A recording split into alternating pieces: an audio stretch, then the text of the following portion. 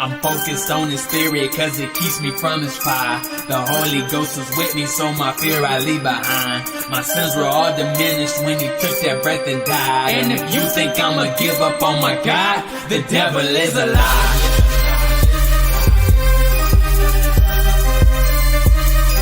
The devil is a lie.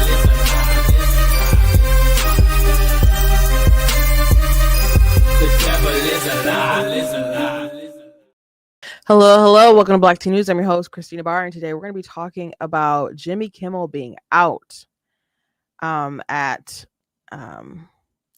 ABC, and people are saying, "Oh, this is one of the worst days for free speech. Oh my gosh, the First Amendment." And I'm just like flashbacking to, the way that the government will suppress free speech when it came to questioning things like, I don't know, vaccines or, other things like that.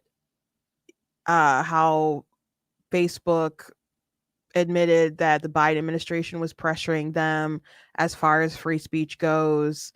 Obama was a big violator of free speech, including like using the Espionage and Act and spying on journalists and things like that. And he had some words as well as far as this Jimmy Kimmel thing. And was it the Trump administration that pressured them to do it, to get rid of Jimmy Kimmel, or was it just a financial decision? His ratings weren't even as good as Colbert, and Colbert was making them lose a lot of money. And the affiliates started pulling him. So there's those sorts of questions. So how should we feel? How should we react? And we got some things we need to consider, I suppose. To me, it's just really telling that some of these people, excuse me, sorry, are more upset about, seem to be more outraged at the fact that Jimmy was pulled off air than that Charlie Kirk was murdered during a debate offering free speech. And a lot of these people have lied continuously, and I'm sure that they would love this to be the next big story as opposed to focusing on Charlie Kirk and how people are trying to correct the record or the ideology of the killer. But Jimmy Kimmel did lie on broadcast news. Broadcast. FCC does have, control over such things. Some people are like, well, what about Fox spreading all kinds of lies? That's cable. That's different. It's different. But we'll observe all this stuff. Plus, Roseanne Barr is like having the time of her life with all this stuff because she sees these hypocrites who were celebrating and defending when she got fired from ABC for a joke. So we'll be talking about that. I knew I wanted to talk trash about Obama today, and then the Jimmy Kimmel stuff, I was like, ooh, got a lot of, I guess, things to say. My sister said, when things like this happen, I think it's just an excuse for the company. They wanted to get rid of him. I think it was probably inevitable because late night is just not holding audiences attention like that, and they're just not funny. Like, people watch them, but like Colbert's audience was remarkably old. They were not hitting like the demographics that you want to hit are like, I don't know, 18 to 35 or something. But they weren't even hitting like 35 to really 55. Like it was their average audience, like most of their audience was older than that. So Colbert was in a heaping of trouble and was causing them to lose a lot of money. Jimmy Kimmel was probably causing them to lose money too, like, because again, his ratings were less. And so it's being fired is probably the best deal for Jimmy Kimmel here, but he's not the first person to be fired. But anyway, before we jump into everything, I want to encourage you guys, go to blackteennews.com, check out different content, website, articles, videos, etc. If you like what I do, please consider leaving a donation on the website because it does cost a stream, run my site, all the good stuff, so you guys can support. I very much appreciate you guys. You guys can check out different merch that's available on the website, like different t-shirts, and we got hoodies and tees like the goat hoodie is available. My Money, My Business. We got these mugs, also like black tea. We got the pumpkin spice one. And of course, you guys can check out some of my books. There's a link in the description if you're watching on Facebook or YouTube. That would take you to um an Amazon page where you can see my books and stuff. So I've got all kinds of stuff, children's chapter books for like older readers. I've got fiction, nonfiction books too, like of course God is blatantly against abortion. So go ahead and check that stuff out. So before I get into the news, I do want to say I told you guys I wasn't live yesterday because I was like getting prepared or leaving for a vigil. So I was asked to sing. I got a call. I think it was last week. No. Maybe it was Monday. I think it was Monday. About singing at a vigil. And so wanted to do that actually. And I guess felt like I should or kind of wanted to. And I knew that there was going to be one in Lansing. And I didn't ask the chair of MIGOP about it. I had reached out to him about something else and he hadn't gotten back with me. I'm like, I don't know if I'm gonna be able to do that. So I got a call about this one in Shelby Township and they wanted me to do the anthem. And it's always an honor to do the anthem, but it's not my most favorite song in the world to sing because just like I don't know, it's vocally just a weird song. It just is. Everybody knows. So I was like, can I do a gospel song instead? And they're like, I don't know about that. You'll have to talk to the organizers. So I talked to the organizers. And so they didn't want to do a pledge. They wanted to do the anthem instead. I was like, well, what if I sang a gospel song? I'm like, would you guys mind if I sang a gospel song? And so they're like, that's okay. You can do that. And so they're like, okay, well, we'll do the pledge then. And then you can sing after the pledge. And so they're like, well, what did you sing? There's a song I sing in church all the time called My Help. And by the way, I did post it on TikTok. I did post it on Facebook. I haven't posted on YouTube yet. The full thing is actually on YouTube, but I will post that I guess when I'm done live. I'll post the two songs I ended up singing. But it's a song I sing in church often. And so they said, yeah, sure, you can do that. And so then I got another call and they're like, can you do two songs? Can you like close out with another song? And so I said, yeah, I can do that. And so I was thinking about like, what other song will I do? So I kind of contemplated maybe singing like You Make Me Brave, which I don't have a track for that, but I'm sure I could find one. And I sang that song on Sunday. I'm like, that would be a good song, for like Charlie and the people who left behind. But I started thinking about like my song that I wrote when I was 12 called The Clay. And so I started thinking about some of the lyrics. I'm like, oh my gosh, that song would actually really, really work. So I'm like, I'm going to sing my song. I'm going to sing my song. And so I decided to sing The Clay first, and then I closed out with My Help. And for the backstory of The Clay, when I was 12 years old, I felt, just the Lord kind of called me for something. And my dad was like, I feel like the Lord has something for you, like go into prayer. So I went into prayer and God just began to give me the lyrics and the music to this song called The Clay. And so I wrote it like very quickly. I don't know, maybe like 15 to 30 minutes. I was really short. And I wrote this song and we did record it back in the day, way back in the day. We did a family album.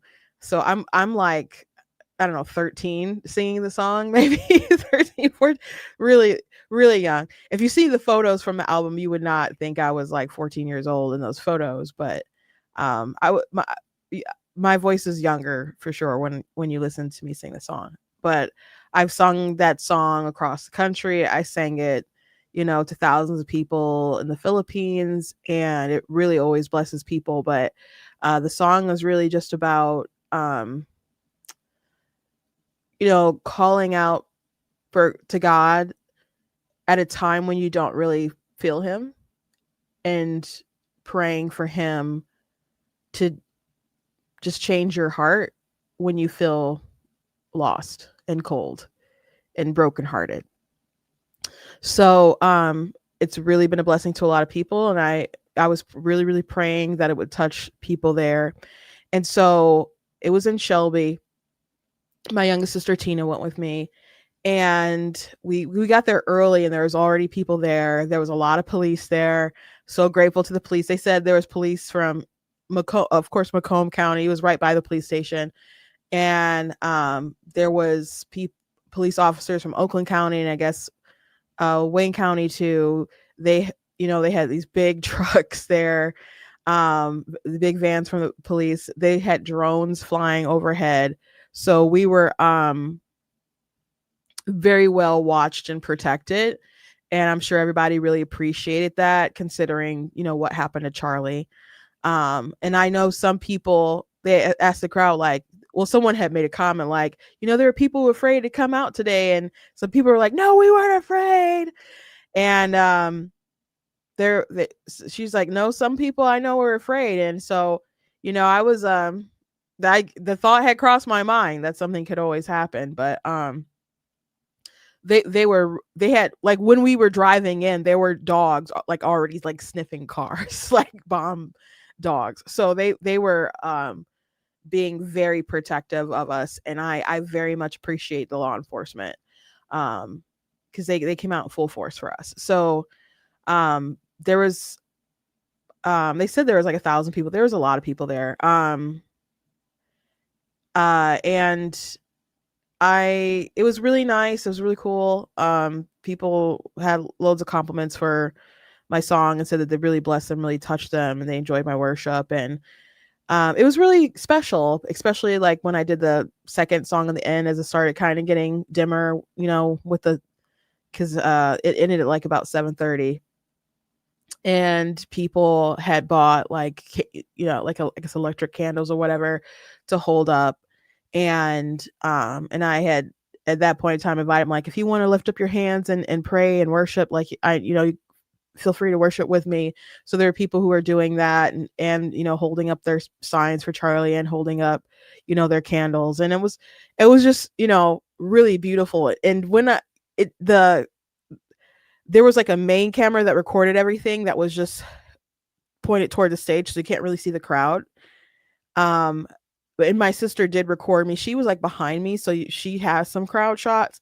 But it just, like, watching back, because I posted my help from her perspective with the camera, and it's just not the same visually as like what I was experiencing. um but it was a really special moment. I mean, people spoke to Charlie's values. It was very much a pro God Christian sort of event, because that was what was the most important thing to Charlie, trying to lead people to having purposeful lives. And only what we do for Christ will ultimately last. So they had people had signs, people, some of them said like, we are Charlie Kirk. There were like mobile billboards with Charlie's face on it and stuff. So and it was something that was, a friend of mine started to put it together. I know he like dished out like personally a lot of money for it himself. And it just got bigger and bigger and bigger. Like, when he called me about singing, I was like, okay, well, I can sing with a track. And he didn't even he thought it was something about like a track, like a trail or something, so he didn't understand what I meant. And my sister had overheard. She's like, oh my, because he doesn't arrange a lot of stuff like that. But I guess from that time they got like a professional sort of like event coordinators, or not coordinators, but people who do like the sound and visuals and stuff were there. So it was after I like emailed them the track or whatever, it was all fine. And so um it was really cute. As I was leaving, there was this little girl. I noticed she was like staring at me a little bit, and so she was like, "Were you the singer?" I said, "Yeah, that was me." And she's like, "I really liked your voice." And I was like, "Oh," I'm like, "Do you sing?" And so she said, "I sing for like recitals and stuff." I'm like, "Oh, that's wonderful." And so, that was just a little moment. So I remember being a young little girl singing. So, um, uh, thank you. Just, you said you were just stopping by to Thank you for the good work. Thank you for popping in. Thank you for popping in. But yeah, it was a good time. I appreciate all the people who came out. There were some people in my social media on TikTok that are like, "Oh my gosh, it was close if I had known." And I was just kind of careful about. I mean, I had did a post before that I said I was going to sing at a vigil, and I didn't say where it was though, because I mean, I get to be frank, you just don't know who's crazy out there. So um, I figured people who knew they would know. If they're local, they saw it online or whatever. So maybe I should have said where, but it was nice. So people, I don't know. There's so many. There was an incident that happened, I think, on a Florida university where they found a black man who had been hanged. And so now there's a narrative on TikTok like, oh, for all y'all crying about Charlie Kirk, why aren't you talking about this man? Like this man who was lynched. Like all the evidence right now points that the man hung himself. Like someone was like said his bones were broken and all the stuff, like things that apparently aren't true because they're really trying to push, I don't know, like a racial narrative and stuff. And apparently there was a white guy that they discovered that was, I think, also hung. And someone is even saying there were two black guys, not even knowing that the other guy was white. So they're just trying to jump to any new thing. And they might be like, how long are folks going to talk about this with Charlie Kirk? I I've said it a couple times, but I'm not exaggerating where this was one of the biggest things that's ever happened in my lifetime. It is no small thing that Charlie Kirk was assassinated i- while debating. And his thing was, we need to talk because as soon as we stop talking, the violence happens. So just what happened to him is profound. Like can you think of another viral assassination that so many people were there to witness that and that we all saw? Like of course Trump was almost killed if he wouldn't have turned his head like to look at a chart, he wouldn't be here. But Charlie Kirk, he was a private citizen. Some people are like, oh, well, he had all these connections to Elon and Trump. Like, stop acting like he was just an ordinary guy. He was an extraordinary young man. But the sort of power that he had, it was just really from hard work and studying. Like, he didn't go to college. He just read a lot and worked hard, and they worked harder than most people who even do like political stuff. Like his organization was so effective and so needed because they would actually go out and try to convince people, and not just when the election time rolls around. So and of course his hard work led to political victories. What he does, other people on the left could do, or other citizens can rise up and do it. Is he like personally extraordinary talented? Yes, but other people are talented, but it's his talent and his ambition, his drive, and he had his head on straight. He had some good values, you know. So it being a political assassination that was viral that we've all witnessed, and then it's somebody that we all not we all know, but so many people already know. Like people mentioned the woman who was killed in Minnesota. The legislator was killed by a crazy person, by the way. The people are like, this was a MAGA person who did it. He was trying to kill people for Tim Walz. I'm not saying Tim Walz arranged that and wanted him to do it, but he was just crazy. Like for people to say he's a MAGA person, it just means you don't, you're either lying or you don't care about her or the case enough to know that detail, that he was nuts. He was just nuts. Um, but a lot of people didn't know her.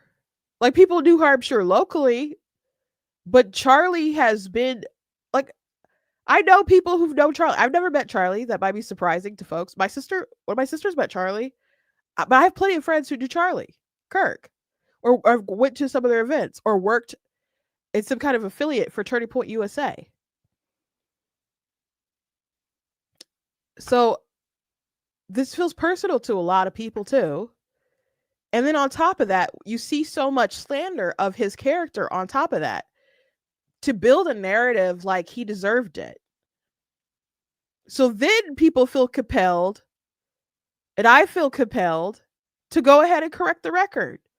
To be honest with you, I've never watched an entire Charlie Kirk podcast. I've never gone to a Turning Point event. I've I've seen some speeches like online, but I haven't the most kind of content I've seen from Charlie Kirk are like the debate stuff that pops on my feed. Like most people who are kind of introduced or know Charlie Kirk. I've never met him. So me going down the rabbit hole to defend this guy, my opinion of him is so much higher than it was before he died. Someone was trying to tell one of my younger sisters that Charlie Kirk was a racist. And so she started going down a Charlie Kirk rabbit hole and just saw how much he talked about God and the Bible and how knowledgeable he was and how he talked about those subjects. And she's like, you can't love God that much and love the word of God that much and know the word of God that much and be a racist. She's like, there's no way this man is racist. There's no way. And analyzing this different stuff that people say about what makes him racist, they're just all wrong. They're all wrong. I haven't found anything. Like, I'll give you an example. The most popular thing is the black pilots thing, right? That clip when he's talking about black pilots and saying, "Oh, I hope you know that they're qualified." The crazy thing about people taking that to mean that he's a racist is that his point is that DEI is bad and evil because it constructs people into being racist and seeing through some kind of racial lens. That was the entire point of it. Because if these companies have different quotas that they have to meet, and let's say like their pool of folks that they're going to pick from isn't really that big to justify like having 40% minorities and women or 40% minorities. Like most pilots are going to apply, let's say they're gonna be white guys, but you want to have less white guys because because people are racist, I guess. They just see white people are like, oh gosh, this gives me the ick. Like, it should really be who's the best person for the job. Like, I can understand kind of wanting some diversity, but to have such ambitious high quotas, like, the concern is that standards will lower. Like, if you really want women in the military, but they can't do all the same fitness stuff as men, so you start lowering the standards. Like that's like the concern, right? And I'll give you an example. You might be like, that kind of stuff doesn't happen. Kamala Harris, one of her plans for black men, would you remember when she did that special pill? My plan for black men, I'm gonna decriminalize marijuana so you guys can have jobs. Like, that was one of her bullet points that she highlighted. But if you looked more into her plan, there are things like, okay, well, we're going to take away some of these college requirements for some of these government jobs so we can hire more black people.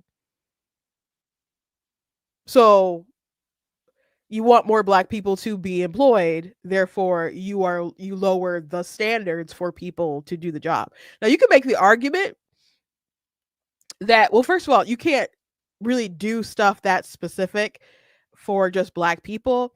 It's a violation of the law, so it's just pandering anyway.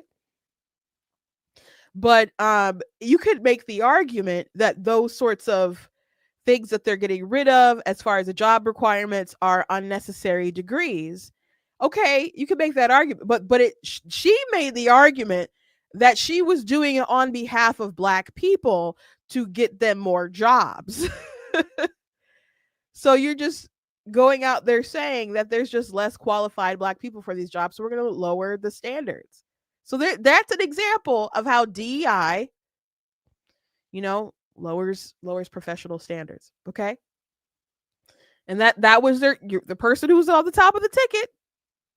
That was the person who was on the top of the ticket.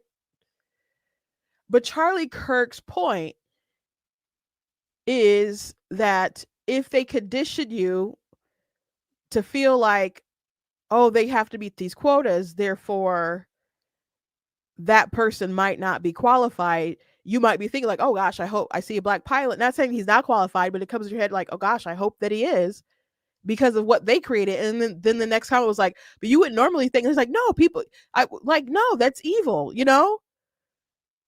And so his problem is that it conditions you to think racially. That is the problem. That's the problem. And you know it's true. Like affirmative action, for example. How many times there's this like duality thing. There's people who will say like, I'm a product of affirmative action. But people will also be offended if you're like, you're only here because of affirmative action. People get offended because it diminishes their achievements. Okay, what people get angry because Charlie Kirk said that Ketanji Brown Jackson and Kamala Harris are DEI hires, even though Joe Biden said that he was going to pick a black woman to be a Supreme Court justice. They thought the court should look like America or whatever. So he made a commitment that that was going to happen. You can like Ketanji Brown Jackson, but the reality is if she were white, she would not have that job. It was about race. And she is no prize for the black community. She is no prize. She can't tell you what a woman is. And beyond that, her opinions are trash. So, you know, she's an embarrassment. She's an embarrassment. But Kamala Harris, of course, she was a DEI hire. Joe Biden committed that he was going to have a woman vice president. He could have just picked a woman. I mean, like, no, they were absolutely most qualified out of any person I could have picked. She was the best one for the ticket, and not mention that she was a woman. But he wanted to one that was his way to pitch and say, like, pick me. I'm going to pick a woman. But he was also virtue signaling. But because he decided to virtue signal, he diminished Kamala Harris. And then he got all this pressure, especially after he kept saying racist crap on the campaign trail, to pick a woman of color, to pick a black woman. Charlemagne from Breakfast Club signed a letter, and a bunch of other folks. He said, you must pick a black woman. And he did. He picked Kamala Harris. So they made it about race. So it's funny that even though they are DEI picks, they textbook definition of DEI. But if you say that, people are like, well, that's racist. How dare you? You're saying they don't deserve it. You are proving the point that DEI makes it offensive for someone to be a DEI pick because you understand it diminishes them. When my dad was a kid, you know, obviously more racial time in America where people were more racist or openly racist, whatever you want to say.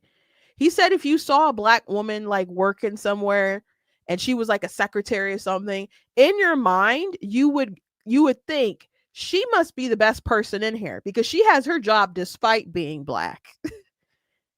That's where their mind went because it was so hard for people to succeed. Now it's the opposite for some folks. They have a handicap because they're black, because they're a woman, because they're gay, whatever.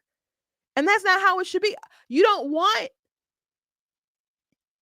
your shine to be diminished because of this stuff. So that was his criticism.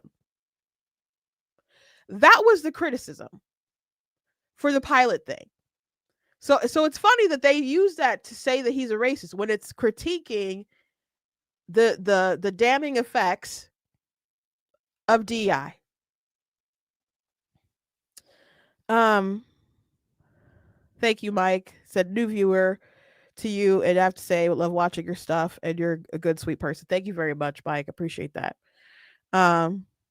So I mentioned she was the first person to drop out for lack of support. He picked her for a VP, pretty much same as DEI. Sums up DEI. Yeah, she had no traction. Oh my gosh, I got to tell you guys this. I know I'm in the middle of a rant. I'm in the middle of a rant. But I saw a story today. The Daily Wire reported from Kamala Harris's book. Who the headline is like, who Kamala wanted her first pick to be for vice president. And so I was curious. I clicked on the article, and her first pick for vice president of the United States of America was Pete Buttigieg. Was Pete Buttigieg? I was talking to my sister on the phone. Well, one of my sisters, the youngest one, and I looked at that article and I read that and I just started cracking up. I don't laugh out loud a lot. Like, I laugh with you guys, I guess, quite a bit, but I was dying. And she's like, "What's going on?" And I'm like, "Kamala Harris was gonna pick Pete Buttigieg." Like, Pete Buttigieg, he gets like zero traction with black people. Like, he had a big minority problem, but Pete Buttigieg, I can't stand him. I said that would have been the absolute worst ticket ever.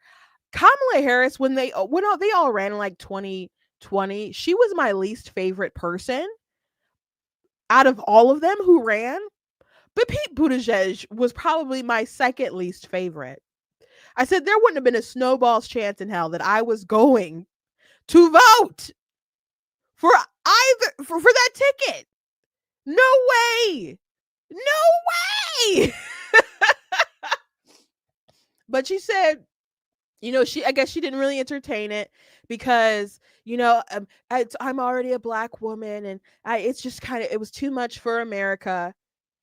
So you didn't pick your trash pick because America wasn't ready for it. What has he contributed? What has he contributed that would make him a great vice president, perhaps president if she died? What? I really don't like Pete, especially because he was like, he tried to bring up the Bible and he would use it out of context and stuff to advance his own goals and desires. And I'm like, bro, you clearly don't care what the Bible says, man. So I just Pete Buttigieg is why I some years ago I made a video about Democrats, because he made the case. He's like, well, Democrats don't talk openly about their faith as much because they want to be respectful to other people's faith. So I did a video just saying, like, is that true? Are they just doing it to be respectful? Or is it because they're bigots? And I just laid out a case of Democrats being pretty darn bigoted. So I'll have to find that, repost it. But Pete Buttigieg, and she just blamed it on, well, I couldn't do that because the country just wasn't ready for it. The country wasn't ready for it. Like, because I'm already a black woman. Who's not ready for a black woman or a woman? Like, it just needs to be a good woman. Like Hillary lost to Donald Trump, but it was pretty close, was it not?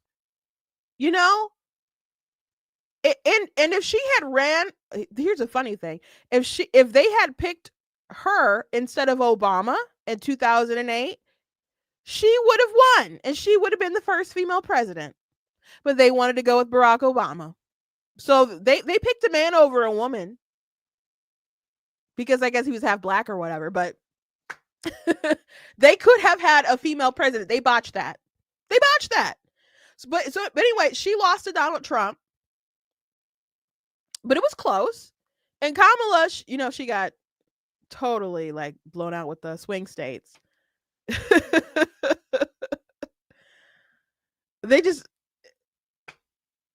And it's just funny because there's so many reasons that it shouldn't have gone Trump's way, but she was just the worst. Based on merit, she was just the worst.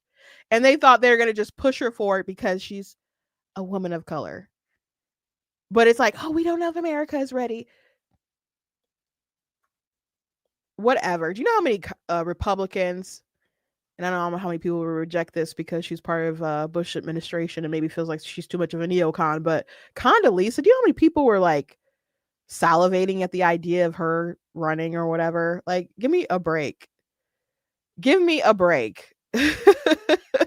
Do you know how many women people would love to support in that sort of role? As long as they're not whining, annoying, and like focusing too much on being a woman, like Nikki Haley. Like my heels are, what did she say about her heels are loaded or something? I'm like, what does that even mean? just shut up and talk good policy. Like you don't need to do the woman. So I'm sorry, but it was funny. It put a smile on my face when I read that. It was so stupid about Kamala Harris and Pete Buttigieg. That would have been a terrible ticket. A terrible ticket.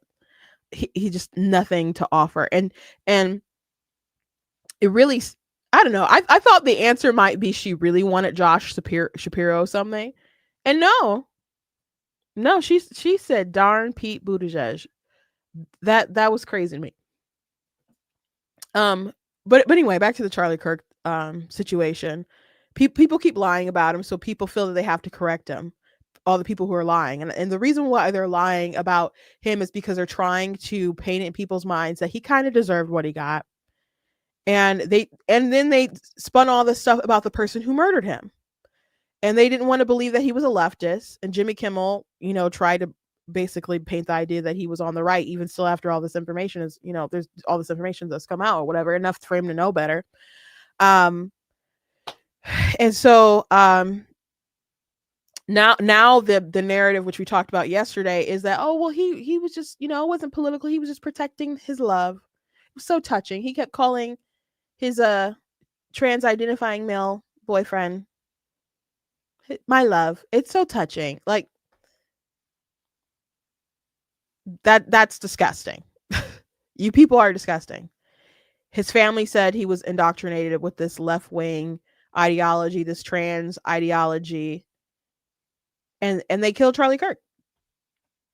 So and then on top of all that, the reaction of people celebrating and all this stuff. So it has shifted so much of the country because we are looking at people who would celebrate people's death. I saw someone who made a post. It was like a video with just some words overlaying or whatever. And they said they don't call you a Nazi and a fascist because they actually think you're a Nazi and a fascist. They call you a Nazi and a fascist so they can actually kill you. And there are some people who deranged who might actually believe it, though they may not be able to even explain what those words actually are. But when they keep dehumanizing you or they compare you to like the worst evil there is, what do you think is going to happen?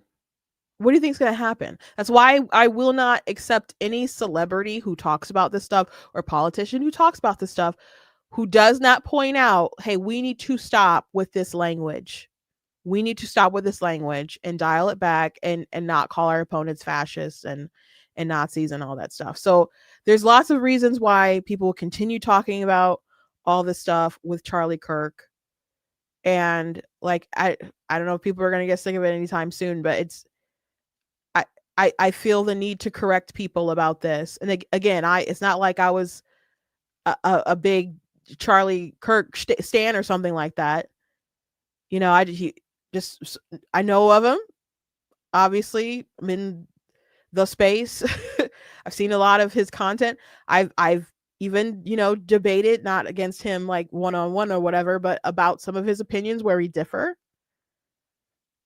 And I can't stand what they're doing. And I know that people who are cheering for his murder would also do the same for mine if they cared enough to know me, or if I, got to that point where lots of people would.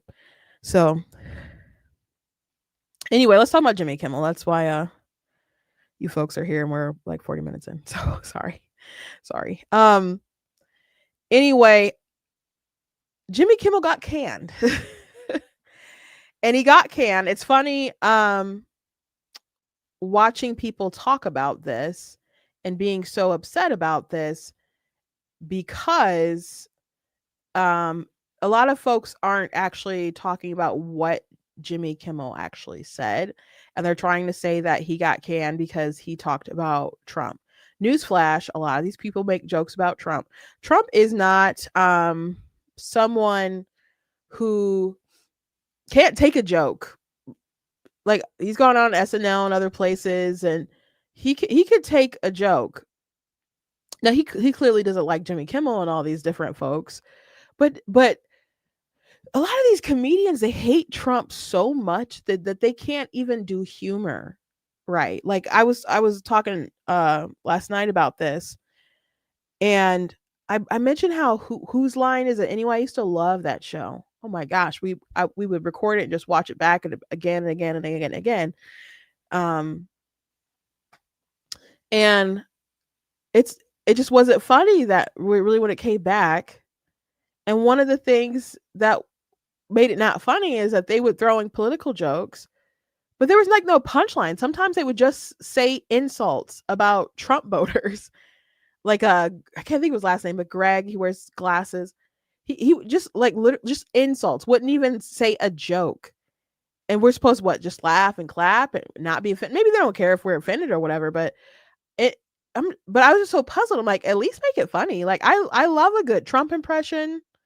You know, there's this guy who does a good Trump impression, and it's like Trump arguing about the ring from like Lord of the Rings, like, is he going to take the power or not? Like, there's really funny stuff that you can do. But they are so filled with hatred that they just can't properly explain what happened. So Jimmy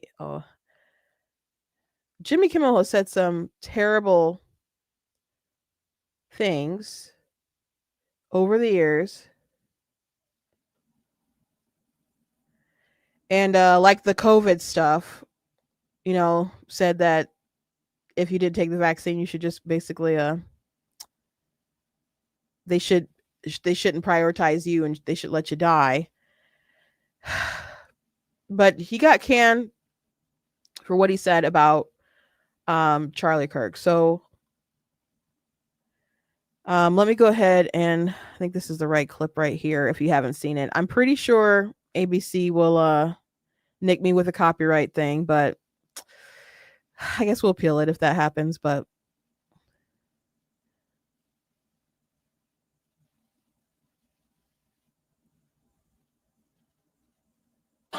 we hit some new lows over the weekend with the MAGA gang desperately trying to characterize this kid who murdered Charlie Kirk as anything other than one of them, and doing everything they can to score political points from it. In between the finger pointing, there was grieving. On Friday, the White House flew the flags at half staff, which got some criticism. But on a human level, you can see how hard the president is taking this. My condolences on the loss of your friend Charlie Kirk. May I ask, sir, personally, how are you holding up over the last day and a half, sir? I think very good. And by the way, right there, you see all the trucks? They've just started construction of the new ballroom for the White House, which is something they've been trying to get, as you know, for about 150 years. And it's going to be a beauty. Yes. He's at the fourth stage of grief, construction. Demolition, construction. This is not how an adult grieves the murder of someone he called a friend. This is how a 4-year-old mourns a goldfish, okay? Now, the joke that he said about Trump there, I find really grotesque. To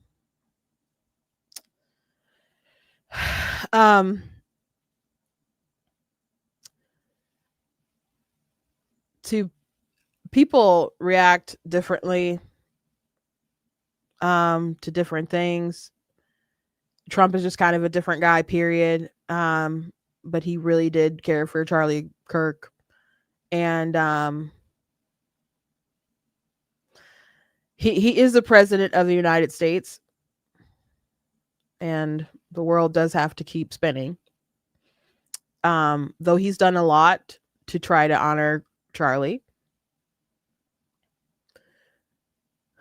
But saying it's like a goldfish. But that's not why he got canned. He got canned for that first part.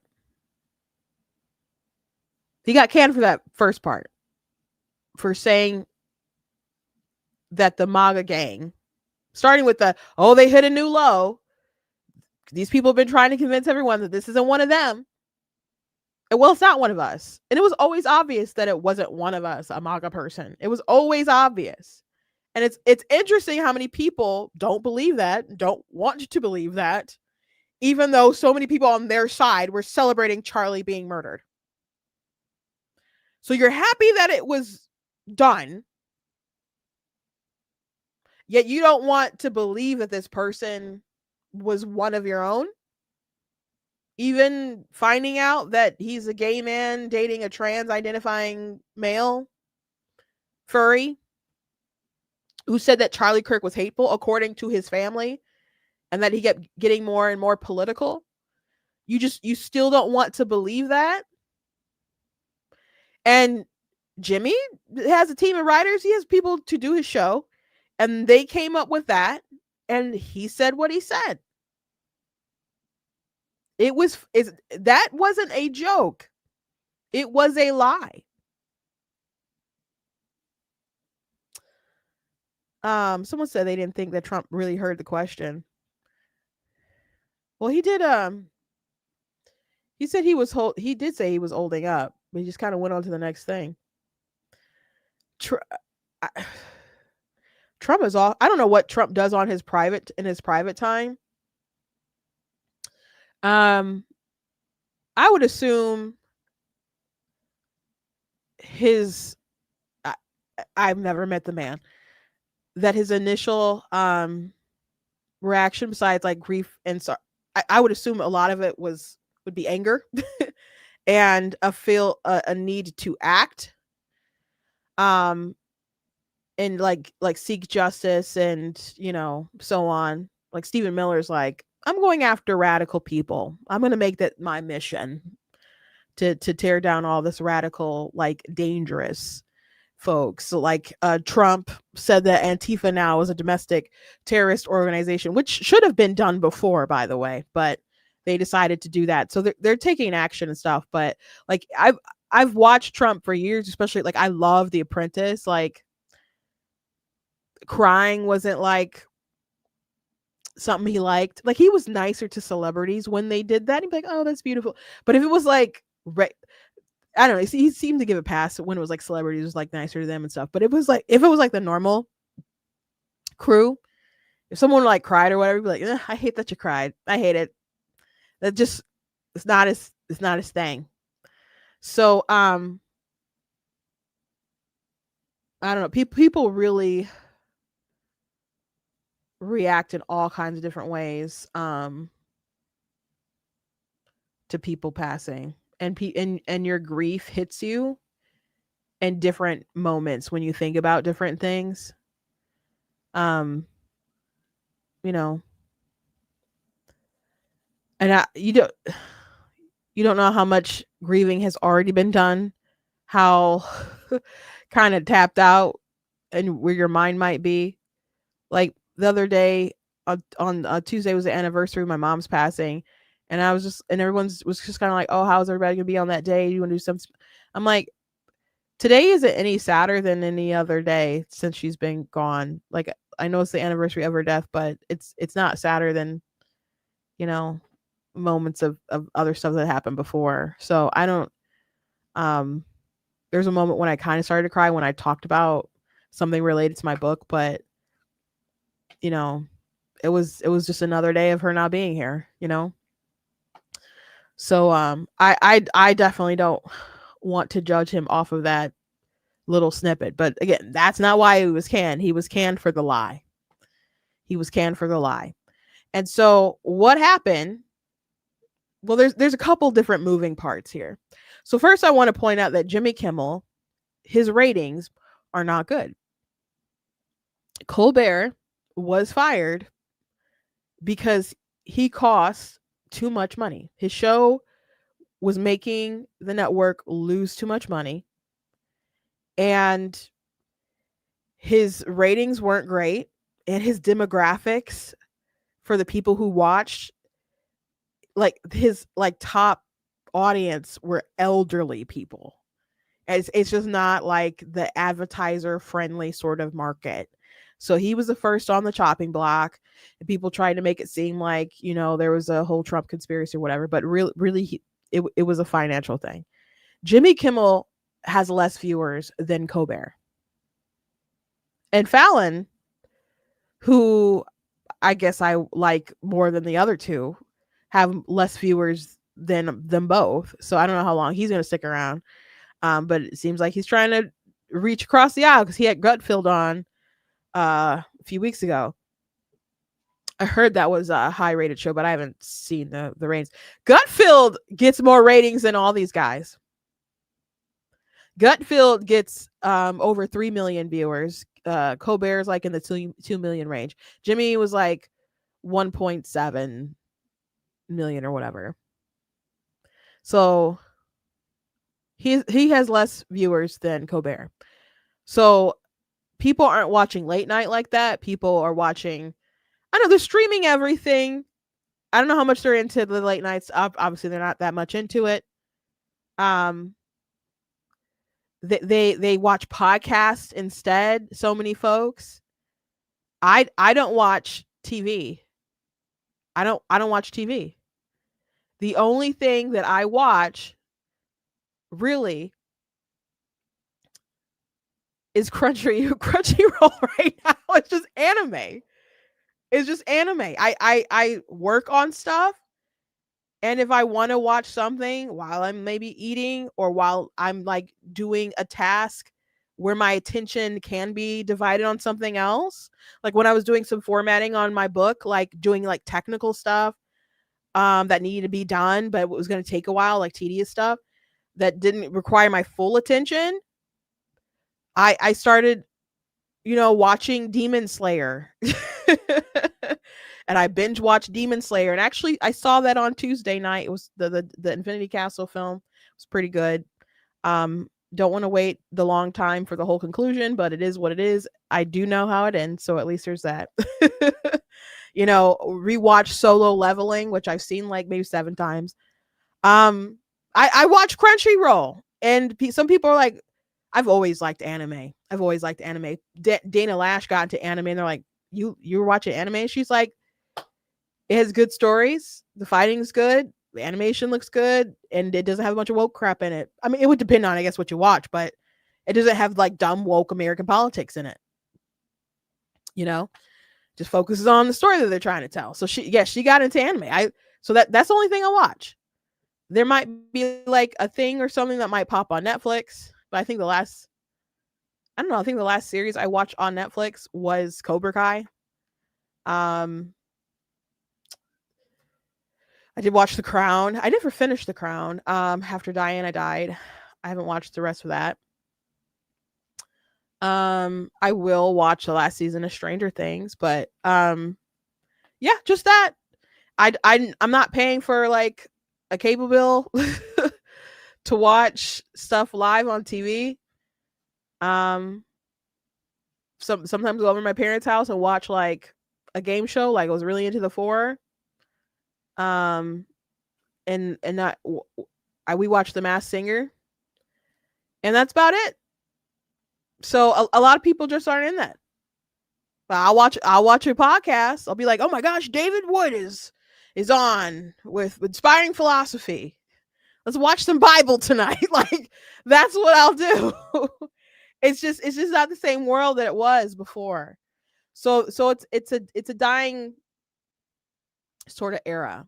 Plus it's so polarizing. Why would you watch Colbert unless you were like a really, really left wing? I'm not saying that people on the right maybe don't pop in, but they are just so as bigoted the right word, like it's just so one-sided and just so nasty. So why would you just want to watch this stuff and be berated by these clowns who lift themselves up as like the moral betters? I'm just so they don't have the reach that they had, and his days were probably numbered. So they might have been looking for an excuse to end this partnership, and one way or another was going to end. I don't think he was going to have another 10 years on the network or whatever or anything like that. So there's that background, okay? There is also public moral outrage about folks saying stuff about Charlie Kirk or whatever and what happened. And people celebrating it. And he that wasn't a celebratory thing, but blaming the right, and that's a lie, on what happened, that's an issue. That's pretty disgusting. So I was when all this news was kind of breaking, I was like going to the vigil and stuff, and I didn't find out about it till I think I was on my way back from it. But I heard that people had already started like kind of trying to contact advertisers and stuff associated with Jimmy Kimmel after some of the stuff that he said. So there was like public outrage and outcry about this stuff. So what happened and why they wanted to pull it is because Nexstar and Sinclair, they have all these like affiliate stations where they carry the Jimmy Kimmel show. Like ABC has some in like some major markets that they own, but a lot of these like smaller affiliates are bought up by these larger companies, and they said they weren't going to run Jimmy Kimmel. And so and it didn't seem like Jimmy Kimmel was willing to really rectify the situation. But from my understanding, it was like, oh, people are taking me out of context. It was like, no, you lied, bro. Like, if you're not gonna fess up and like be remorseful about it, like, we're done anyway, you shouldn't have lied. So they said that they weren't going to carry it. And so once they said that they weren't going to carry Jimmy Kimmel, ABC is just in a rough spot because they have this expensive program with this expensive celebrity that nobody's like pretty much watching anyway. And now there's not a way for all these affiliates to see it unless you just throwing it up on YouTube or something. Like, what do you do? So for their best financial interest, they like had to get rid of him. And it was like suspended indefinitely. It's over. It's gone. So there's that portion of the story. But there's this other portion of the story about the Trump administration and the FCC being involved and questioning how much influence they had on the decision. And that's a pretty serious question because you did have the FCC chairman go on Benny Johnson and talk about this. And so, I mean, you can always guess where President Trump stands on this stuff anyway, you know? So, I mean, he it's no secret. He likes to tweet his feelings. He didn't like Colbert. He doesn't like Jimmy Kimmel. He wanted Jimmy Kimmel to be next. And then there's also different mergers and stuff that these companies like Nexstar or whatever, like they want to buy more affiliates and they're going to need the government's okay for that kind of stuff. So they don't want to make enemies of the administration, which, by the way, if there is an employee or someone who is making it harder for a business to conduct its business, it's not so crazy that they'd want to get rid of them anyway. So that might just be a consequence without any sort of pressure, period. And they were talking about it. I don't know how much truth there is in them actually starting to implement the pressure. So I'll go ahead and play this clip. Oh gosh, that's more than a clip. That's 8 minutes. Hold on. Let me find a smaller clip. Hold on. That's really long. That was the whole interview, I guess.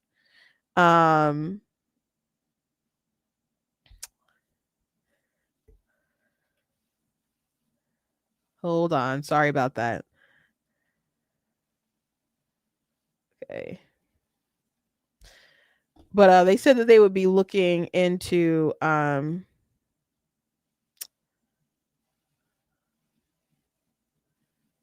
these networks because of what Jimmy said. You know, when you look at the conduct that has taken place by Jimmy Kimmel, it appears to be some of the sickest conduct possible, but I don't think this is an isolated incident. I mean, you go back to Representative Swalwell, and he had a tweet out last week where he was saying that, you know, emphasizing that Charlie Kirk's killer was a straight white male from a Republican family that voted for Donald Trump. In some quarters, there's a very concerted effort to try to lie to the American people about the nature, as you indicate, of one of the most significant, newsworthy public interest acts that we've seen in a long time.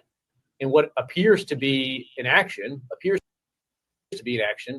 by Jimmy Kimmel to play into that narrative that this was somehow a MAGA or Republican motivated person. If that's what happened here with his conduct, that is really, really sick.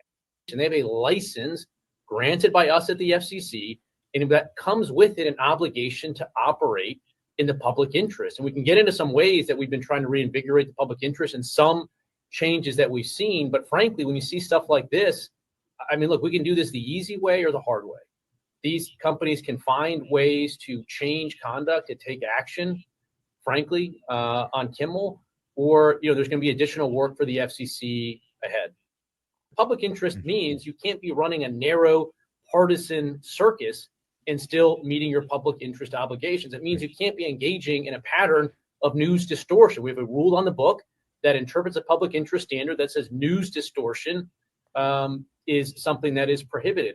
Likewise, we have a rule that addresses broadcast hoaxes. And so, again, over the years, the FCC has stepped back from enforcing it, and I don't think it's been to the benefit of anybody. Just look at the credibility of these legacy media. It's absolutely through the floor. They used to be able to say at least they were more trustworthy than Congress, but now they're even less trustworthy than Congress. And so I think as a business matter for them, something has to change.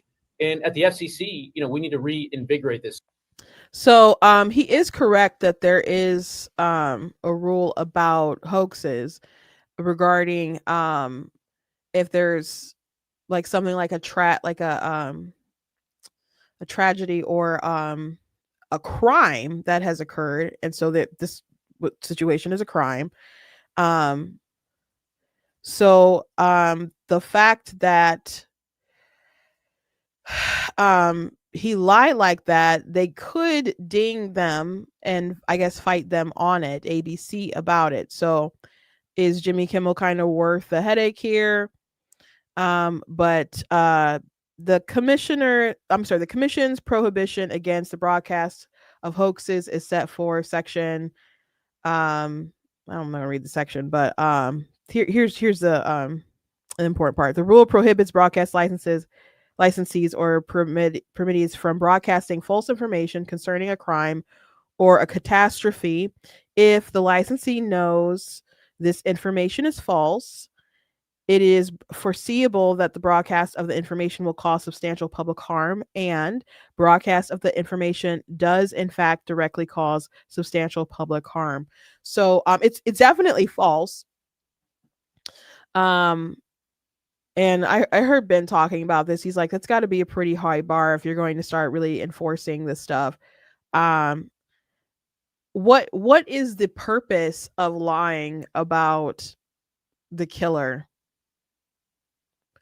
What's the purpose of it? Like, there's been a lot of narrative from people who are trying to ignore the story or restructure what's happening and saying that it's really the right that's really the ones where most of the terrorism or political violence comes from. And you're probably like, I lived through 2020. What do you mean it comes mostly from the right?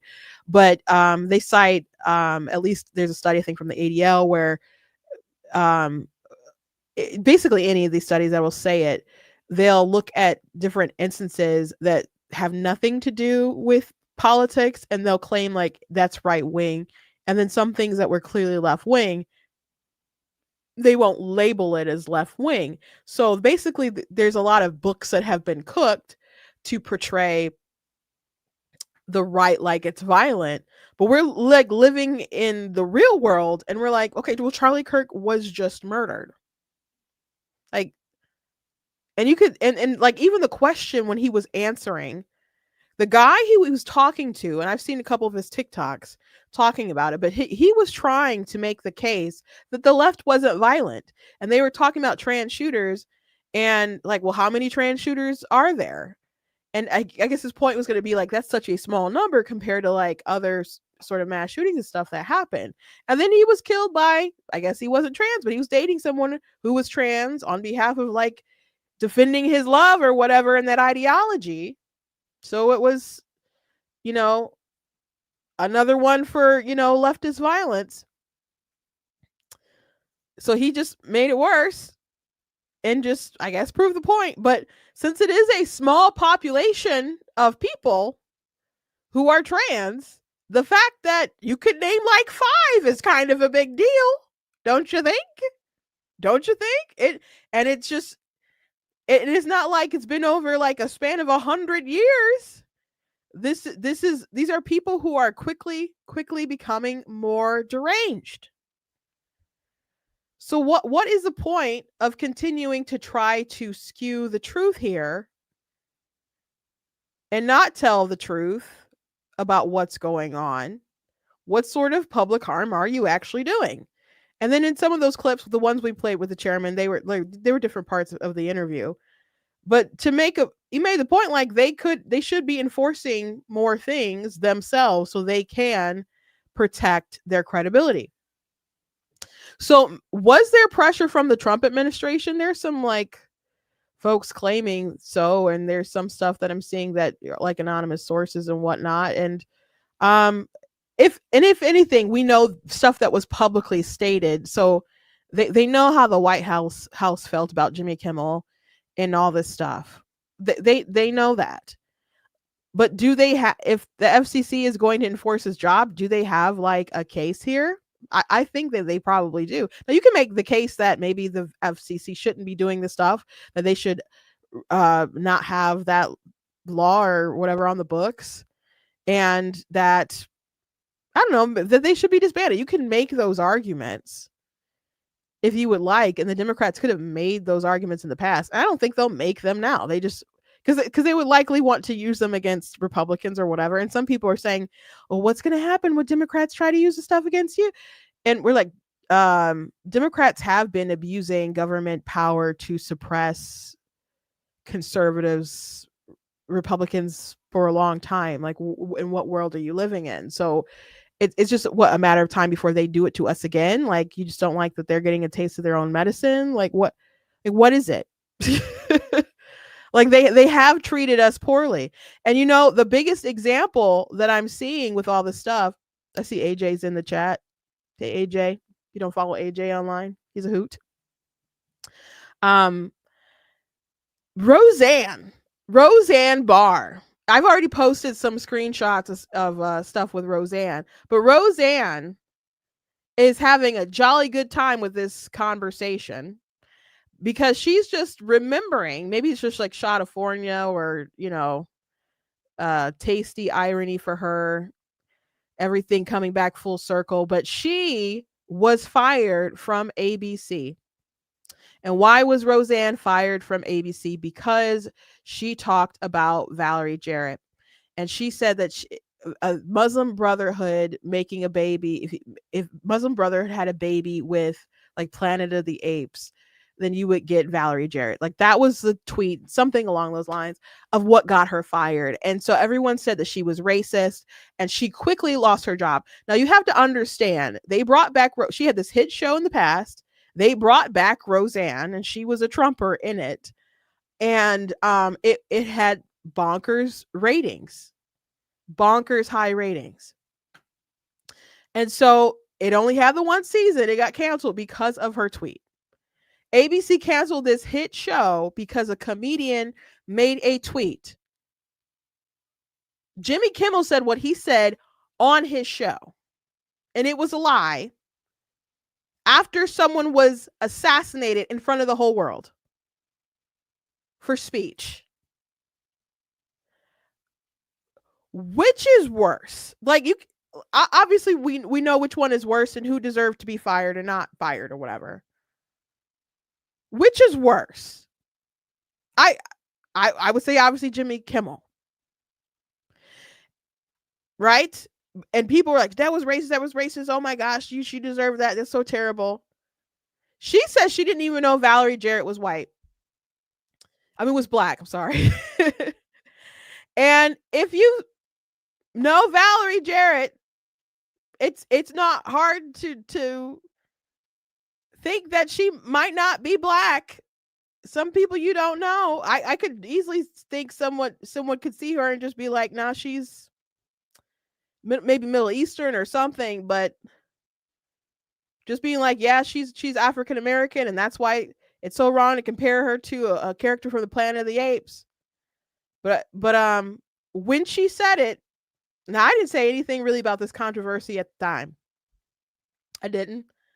And I knew that. I'm like, ooh, that's sticky for her, because that's really sensitive when people compare black people to apes. They just go that straight racist.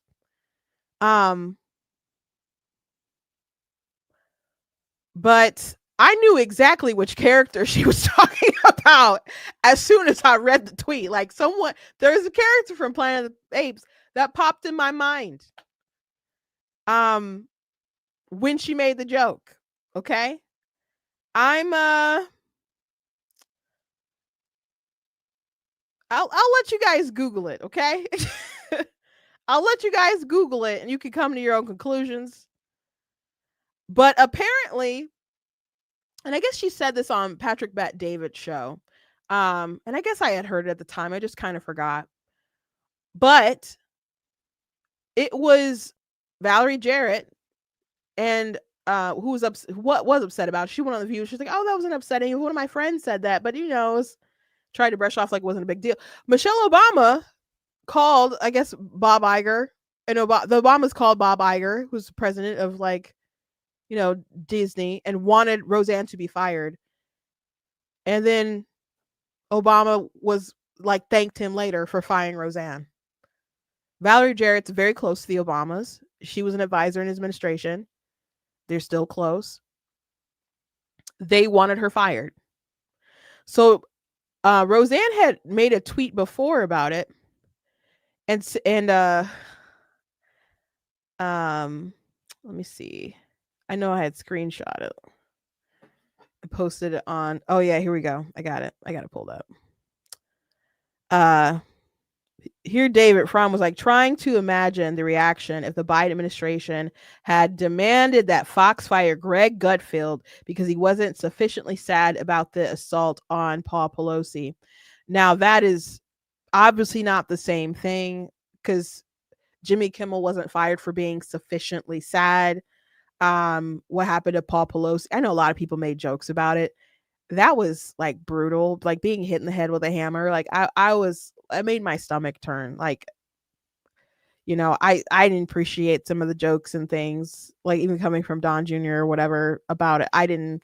And Trump like made a comment during the campaign trail, like when he was during the primaries, like, but he wasn't killed. Charlie, that was like a crazy person attacking Charlie Kirk was assassinated for like political motivations, and he was a private citizen, and it happened in front of the world. Like, what happened to Charlie Kirk was astronomically unique, and people trying to make other sort of comparisons, they just keep failing. They keep failing. But she went ahead and said, yeah, an administration putting pressure on a television channel to fire a comedian they didn't like. And so some people were like, what do you mean? This is so stupid. Like, Trump was president when you were fired. What do you mean? And she was referring to Obama getting involved and getting her fired. That's what she was talking about. So I saw that today, was reminded of that today. I was like, oh my gosh, that's really messed up. So here's her tweet. Because Obama, who just needs to shut up. I'm so sick of Obama. Obama always got something to say. After years of complaining about cancel culture, the current administration has taken it to a new and dangerous level by routinely threatening regulatory action against media companies unless they muzzle or fire reporters and commentators it doesn't like. Obama is so trashy. Some people on the right, it would bother me, like, oh, I like Obama. You can like Obama if you like, but I didn't like his policies, and I don't like him, and I don't like his wife. I don't like their family. He's not a good person from what I can see.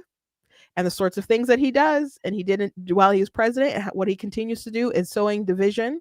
People didn't appreciate how he talked down to black men, you know, during the campaign as he was trying to get people to vote for Kamala. I didn't appreciate how he was talking down to black people like after Donald Trump won, you know, because he just couldn't get black people voting for him. Maybe you should listen, Obama. But she said, remember when you and your wife called Bob Iger to have me fired? So that's what she meant by administration. She meant like a former sitting president wanted her fired and she got fired. And that makes a lot of sense. I don't think Bob Iger probably admitted, like, yeah, it was. He said Obama called him and thanked him, according to her. I'd have to go back and double check. I just want to make that caveat. But that makes a lot of sense to me because I'm like, it was a top rated show. People were angry and calling her a racist. But it had crazy ratings. Why would you just can a top show like that? And then they killed her off. They started a new show called The Connors, which Jimmy Kimmel said something about her when she was fired too. So she's eating all this stuff up. They even did a segment on his show where they just clipped her out of stuff and made it seem like they could just go on and call the show Dan. And that's what they did. They called it The Connors, and it continues on with the family, but they killed her character off with an opioid addiction. I'm saying that word kind of wrong, but you know what I'm saying. They killed her off from being a pill popper. And Roseanne, she had made a comment at the time. She's like, it makes it seem like she's like, they killed my character. Like personally, they killed her character, and then they killed her character. She's like, it just kind of seems like they want me to die to do that, something like that. Just so absolutely disrespectful. But someone pointed out, gave a little list for Obama here, retweeting him. Your regime hacked Cheryl Atkinson in retaliation for her reporting on Operation Fast and Furious. If you don't know what Operation Fast and Furious, that was the USA selling guns to Mexico, and apparently, I guess to catch drug cartels or gun runners or so. But we didn't track the guns, so I don't understand. What was the point of all that besides us just selling them guns? There's some people who believe that the Obama administration didn't have any sort of scandals. That's really funny. Prosecuted James Rosen and James Risen under the Espionage Act and wiretapped the Associated Press. Kindly sit this one out. Kindly sit this one out. Obama was bad for free speech. Obama was very bad for free speech. So he should shut all the way up. Respectfully, sir, shut up. I cannot stand Barack Obama. He had made another comment about like political discourse or whatever, and you know, critiquing Trump or whatever. And it's like, bro, you were part of the problem. Did you not get up in front of everybody during the campaign trail and lie and try to push the debunked Very Fine People hoax? There's people who still believe it. I had to argue with people even after the election about the Very Fine People hoax. But I know that you know that that's not true.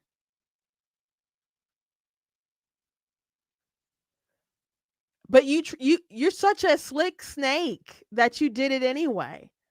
And by the way, he blew his credibility with a lot of people because Joe Rogan talked about like he always liked Obama or whatever. And then he saw that. He's like, oh my gosh, this guy's a liar. Yeah. And that's not news to anyone who paid attention. Not to a single darn person who's been paying attention. And Hakeem Jeffries and Chuck Schumer came out with, Hakeem Jeffries came out with a statement. I guess I'll read it real quick.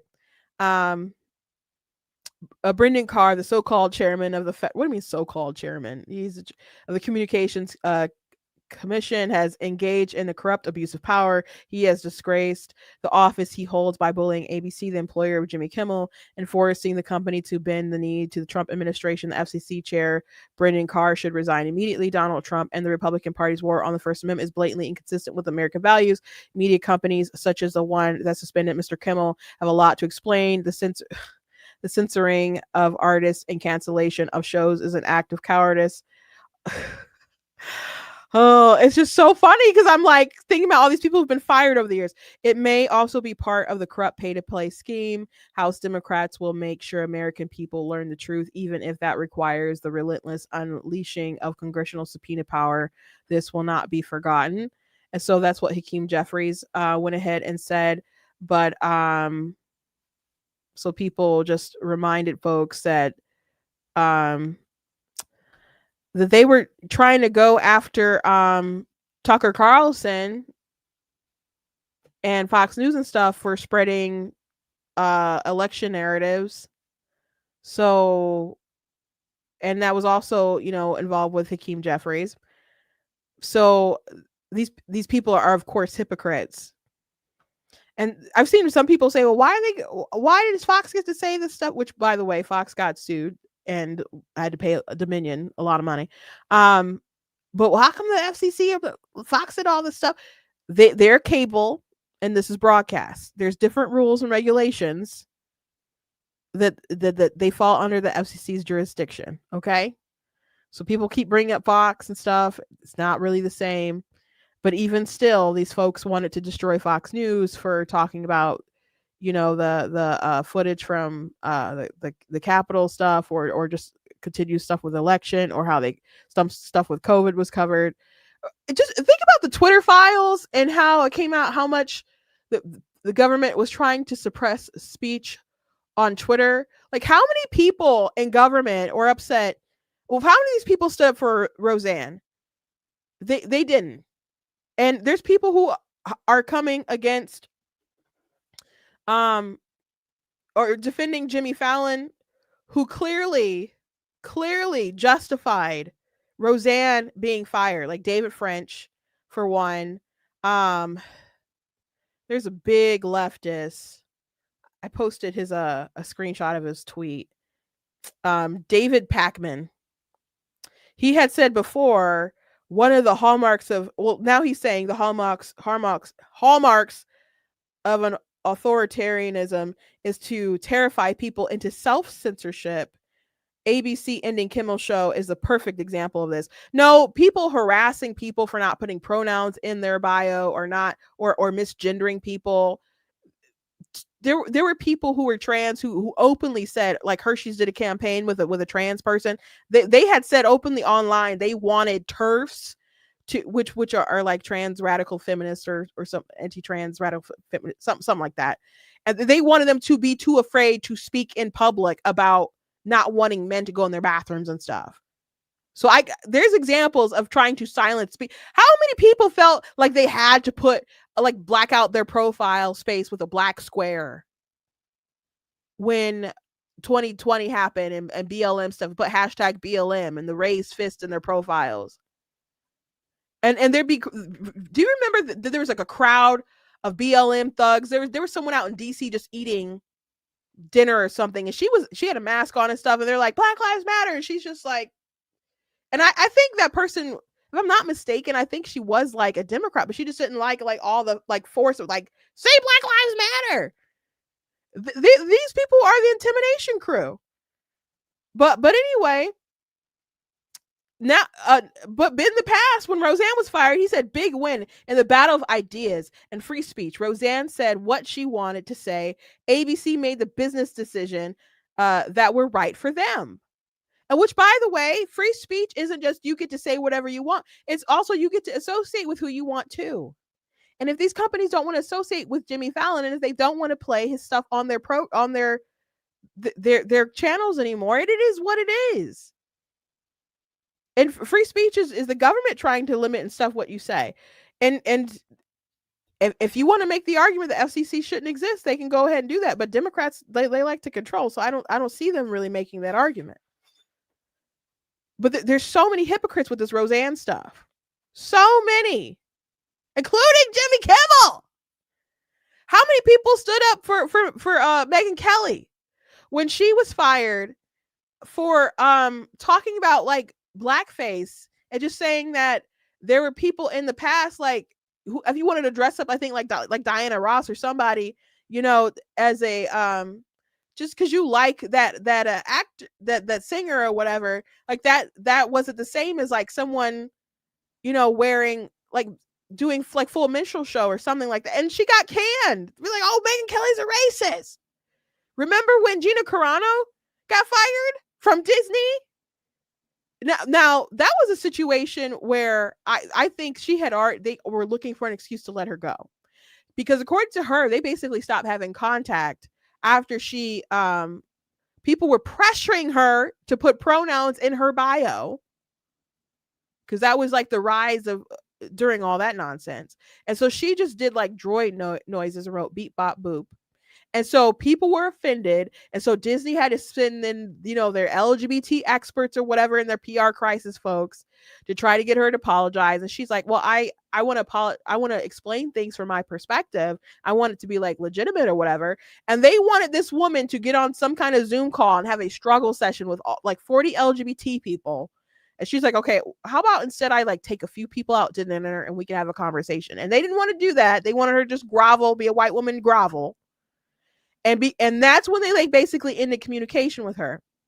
So some time passed and she made a tweet about people snitching on their neighbors like during the COVID era.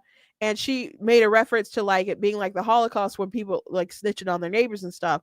And Disney was like, oh, how dare you disrespect Jewish people? It's like, what? She didn't do that. And they're like, well, she doesn't work for us anymore. And that's when they like officially like terminated her. They didn't give her a phone call. She found out like everybody else. Okay. So that was Disney. That was Disney that did that. Remember the host of The Bachelor? What happened to Chris? Chris, the face of The Bachelor, who did it for so long.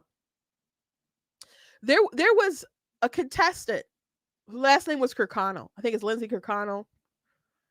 And if it's not Rachel, it could be Rachel Kirkconnell. I can't remember, but the Kirkconnell is her last name. Some time ago, she went to an antebellum theme party.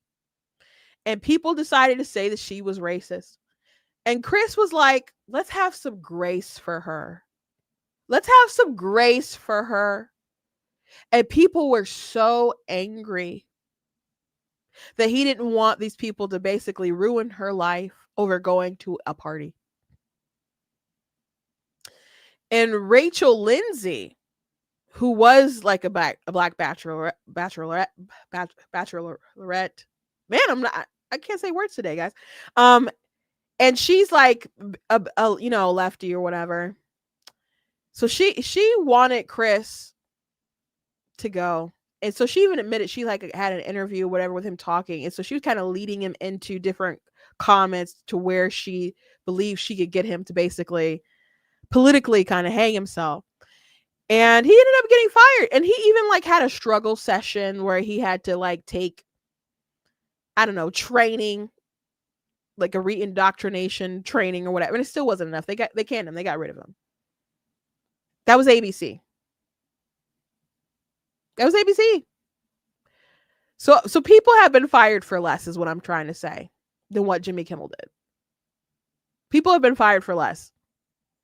And Jimmy Kimmel has said other like terrible things. Like, let me see if I got this COVID vaccine one here. Hospitals get any more overcrowded, they're going to have to make some very tough choices about who gets an ICU bed. That choice doesn't seem so tough to me. Vaccinated person having a heart attack? Yes, come right on in. We'll take care of you. Unvaccinated guy who gobbled horse goo? Rest in peace, Wheezy.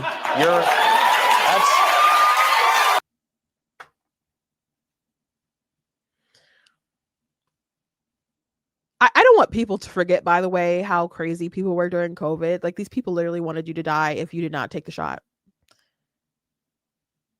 Isn't that crazy? You could be coming in for something unrelated to COVID, and if you're not vaccinated, people want you to die. Oh, too bad. We're gonna prioritize this person. That's wild to me. I never got the shot, by the way. I never even got like a test. I avoided all that. And I still went to church the whole entire time.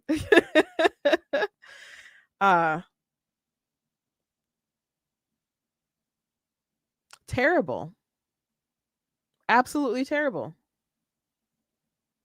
I think that's worse than Roseanne talking about Valerie Jarrett. I think that's worse. In my humble opinion. But Obama's I mean, think about the IRS scandal during the Obama administration, where if you had like Patriot or something like that in your like applications for like tax exempt status or something, that you would be like denied. And they never did quite get that all the way up to Obama. And there's people in his, who got in trouble for that, and they had the different hearings and stuff. But I mean, these people are of the same kind of ideological mind. He didn't need to like send an email saying, "Hey, I don't want you to approve people on the right." But he had scandals in his administration. Or just think about like other stuff that you have issues with, like association or whatever. Like think about all these people who want Jack Phillips to not be able to have a business because he wouldn't bake a cake for a gay couple, for a gay wedding. Specifically for a gay wedding. You can come in and buy a cake if you're gay. But if you want someone to make something special for your wedding, then you have to be run out of business for discrimination. That's the same. Now we had a ruling, the Creative 303 case, where they're like, no, people have a right to associate how they want. And man, the left was so angry about it. They were so angry about it. They were so angry. The fact that you would want me to lose everything because I won't build a website for a gay wedding, or do a floral arrangement for a gay wedding, or bake a cake or whatever, or sell pizza for a wedding or whatever. I just don't take you seriously when you're like, oh, this is the worst threat to free speech. Oh my gosh. You didn't think it was weird how they suppressed the Hunter Biden laptop story to help Joe Biden? Even though the laptop was available to people, they could have reported on it. And then you had like NPR that was like, oh, it's not an interesting story. That's why we're not talking about it. Okay. These people are full of it, guys. They are absolutely full of it.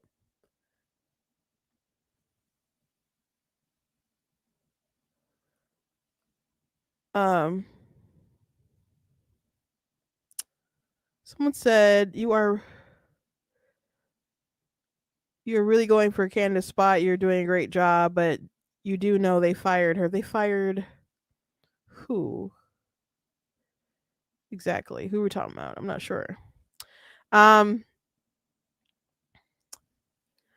just trying to be me. I'm not too fond of Candace Owens right now, but I guess I haven't been for a while. But I understand what you mean, and I thank you for the compliment. But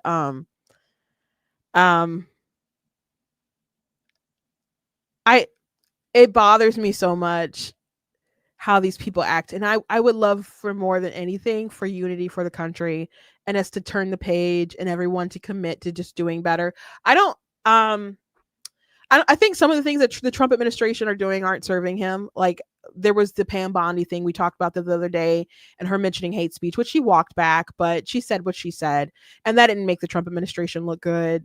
But there are people on the right, me, Matt Walsh, other folks who were like immediately like, no, don't go this.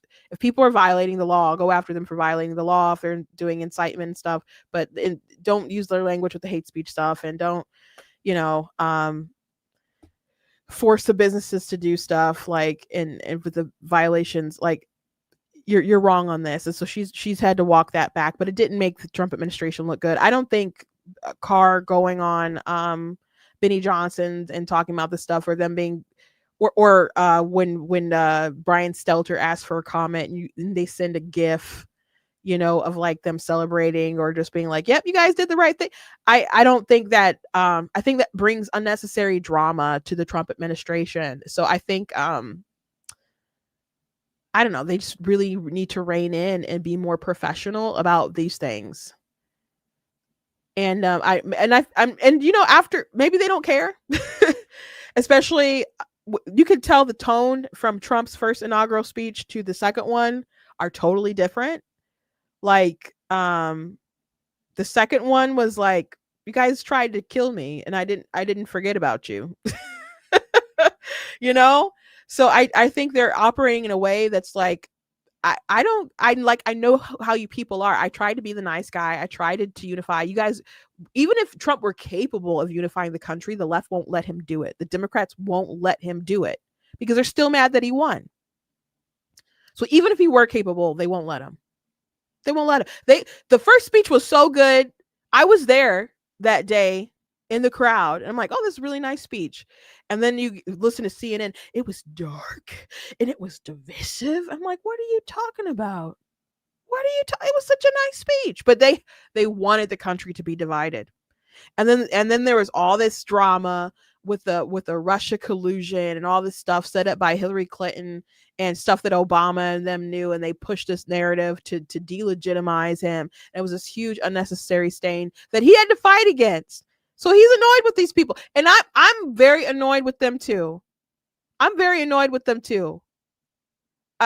Like we've seen, like we've crossed the threshold. I'm not saying you abandon all your principles or whatever, but we have gone into new territory. We're seeing all these people celebrating Charlie Kirk's assassination. And again, the revelation of these people would cheer if you were killed too. The reason why they keep lying about Charlie is because they don't want you to understand that he was martyred really for his convictions, not just his political convictions. And when I say martyred, I mean like Christian martyr, like for his beliefs. And I don't mean that he believed in a man named Jesus who died on the cross for his sins and rose again. I don't mean just like that basic belief. I mean, he dared to believe what the Bible said, and he lived out his life with those convictions, and he dared to share them proudly and tried to convince others to do the same. And those convictions, rooted in reality, by the way, are that men and women, you can't change back and forth with those things, that there's only two genders, God made male and female, and that a man shall leave his mother and father and cling to his wife. Those sorts of ideas are so offensive. And there's other ones that are offensive to people. I mean, his opinion on abortion and all that stuff too. But he was killed by a gay man who was dating a trans person. Like, come on. They said he was hateful.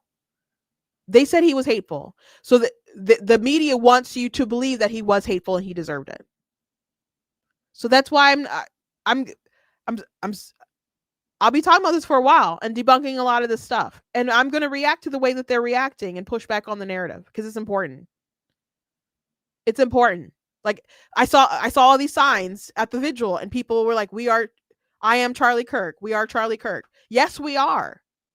I am more to the right than Charlie Kirk. So if they thought he was hateful, people say that about me anyway. I could have a nice, sweet, very biblical, but very compassionate video about where I stand on the issues. And there will still be comments that are like, there's no hate like Christian love. Oh, this is so bigoted. You're so hateful. Did I sound hateful when I addressed you? Did I sound hateful? No. Or sometimes I'll just be really straightforward and dicey.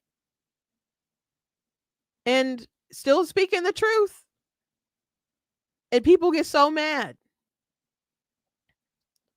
A lot of my viewers that came from YouTube, my subscribers, though they don't apparently notify them when I go live, thanks YouTube, came from like me doing videos about Dylan Mulvaney. Got millions of views on that. And so there's a lot of people who appreciate me speaking out, but there's a lot of people who hated me for it. So yeah, they came after Charlie Kirk. They'll come after you too. And all these, the left is mad that their side is facing consequences. They're mad that their side is facing consequences. And before this Jimmy Kimmel thing happened anyway, they were like, oh, the rights, they believe in cancel culture. Now they're cheering it on. People don't want to buy products from people who want to see them dead. People don't want to have doctors and nurses that want to see them dead. They don't want to send their kids to school with teachers who want to see their parents dead and are dumb enough to post it online. It's that simple. It's not the same as digging 5 years back to find a reason to fire somebody. David Portnoy, like I mentioned different examples the other day of like cancel culture. David Portnoy gave a better definition. And he said, I think of cancel culture as wanting to fire someone, so you go look for a reason, as opposed to this Jimmy Kimmel thing where something or this stuff involving Charlie Kirk, where things are happening in real time and people are reacting to it. It's not the same. It's not the same. So they're all mad about Jimmy Kimmel, like he's their left-wing late night pope or whatever. So they're so mad about that. But they were trying to defend their folks who were getting fired the other day, who were like rightfully fired. And you could, and people are like, what about my free speech rights? There's so many lawyers reacting like, you can if you post stuff online, yes, your employer can fire you. You don't have a case. Because they have your freedom of association is also important too, not just you being able to say whatever the heck you want. That's not how life works. That's not how life works.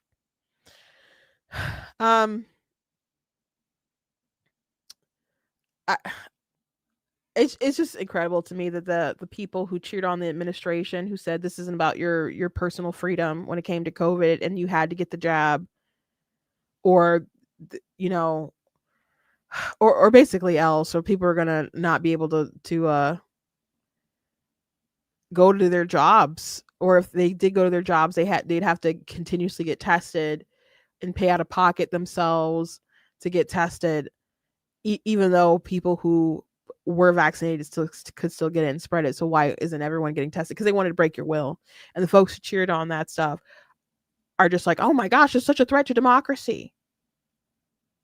Do you guys remember when the Babylon Bee got locked out of their Twitter account because they said that Rachel Levin was a man?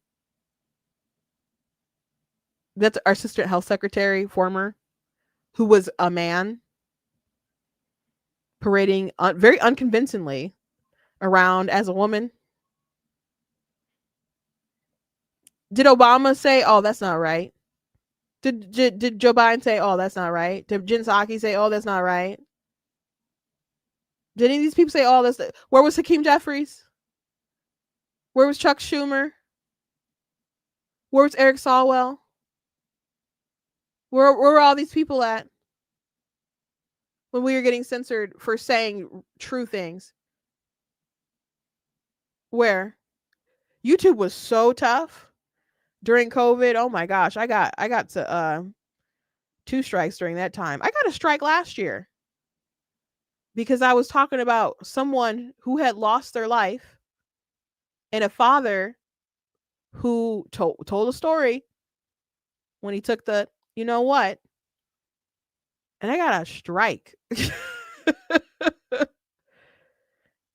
takes a while for those things to fall off. And then I had to take a little read up on their terms and stuff, on their misinformation, and take a little test. These people don't care about your free speech. Like, get real.